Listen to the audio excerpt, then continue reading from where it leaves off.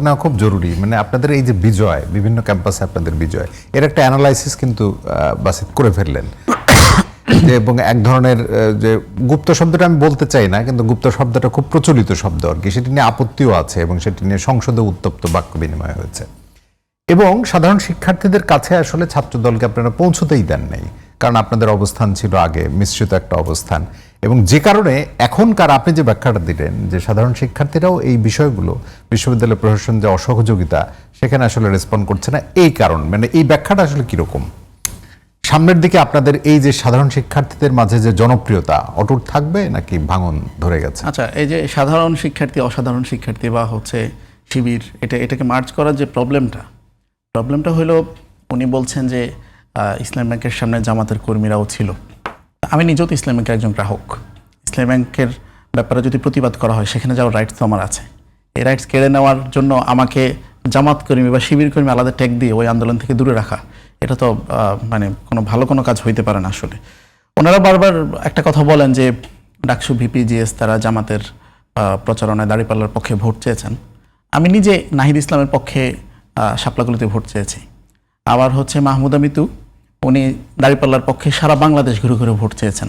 তো মাহমুদা মিতু কি জামাতের লেজুর ভিত্তি করে নাকি আমি নাহিদ ইসলামের লেজুর ভিত্তি করি?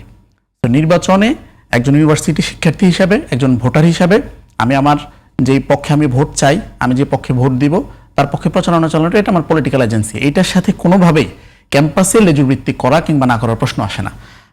আমরা আমি একটু শেষ করি প্লিজ, আমি একটু শেষ করি। আমরা ঢাকা বিশ্ববিদ্যালয় বা কোনো ক্যাম্পাসে জামাতের কোনো কর্মসূচি আমরা কখনো বাস্তবায়ন করি নাই। জামাত কর্তৃক নির্ধারিত কোনো কর্মসূচি আমাদেরকে দিয়ে বাস্তবায়ন হয় না।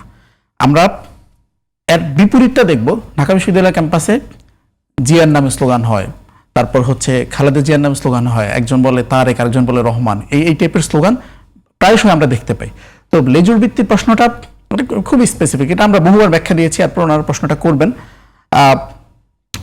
আমাদের সাথে ছাত্রলীগের অ্যালাইনমেন্টের অনেক প্রশ্ন আসে, কিন্তু আমরা যখন দেখি যে ওনাদের প্রত্যেকটা কমিটি প্রকাশিত হয়, এক একটা কমিটি থেকে 50-60 জন করে ছাত্রলীগের কর্মী বের হয়।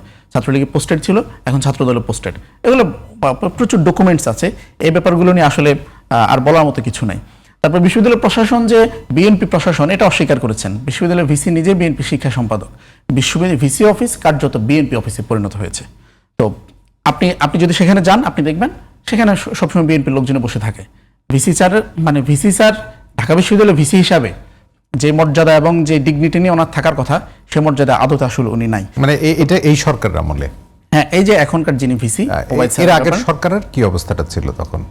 মানে আপনি যে প্রশ্নটা করেছেন শুরুতে, আমি আনসার দিয়ে আমরা কি আগে সরকারের সময় নিয়ে স্যার আমরা সুযোগ পেয়েছে তখন ওই যে আপনি শুরুতে যে প্রশ্নটা করেছেন সাথে গুরুত্ব আগে যে প্রোগ্রাম হতো সেই প্রোগ্রামে দুজনকে আপনি আপনার সময় উত্তর দেন হিসাবে, আপনি আপনার সময় উত্তর দেন।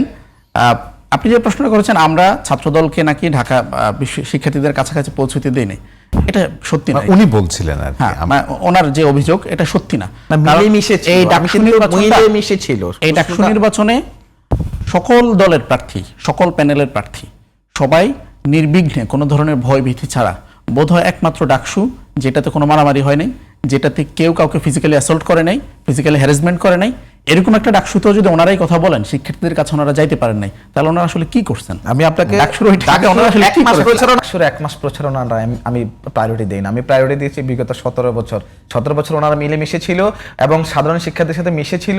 আবার ছাত্রদল বিশ্ববিদ্যালয় ক্যাম্পাস ওপেন রাজনীতি আমরা মিলেমিশে ছিলাম, যাইতে পারে নাই। আমরা মিলেমিশে ছিলাম বলেই তো আপনার কমিটিতে 50-60 জন করে ছাত্রলীগ বের হয়। আমাদের কমিটি 200-300 হয় যারা কাজ করে, বের হয় একজন, বের হয়ে সাথে সাথে পরিষ্কার হয়।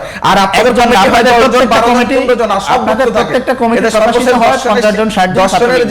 10 যে করেছে সর্বশেষ যেটা অভিযোগ আপনারা জানেন, জিশান, তার নাম কিন্তু যখন ওই ওনাদের মানে জামাতের প্রধান তার ভেরিফাইড ফেস থেকে স্ট্যাটাস দিয়ে তখন পদ উল্লেখ করেছে আন্তর্জাতিক বিষয়ক সম্পাদক, কিন্তু এরপরে খুবই দুঃখের বিষয় তার নাম কিন্তু কমিটিতে নাই। এই কমিটিগুলো হিডেন রাখেন। তা আপনারা কমিটি হিডেন রাখেন, এখানে কতজন ছাত্রলীগ কতজন ছাত্র শিবির এটা তো বোঝাই যায় না।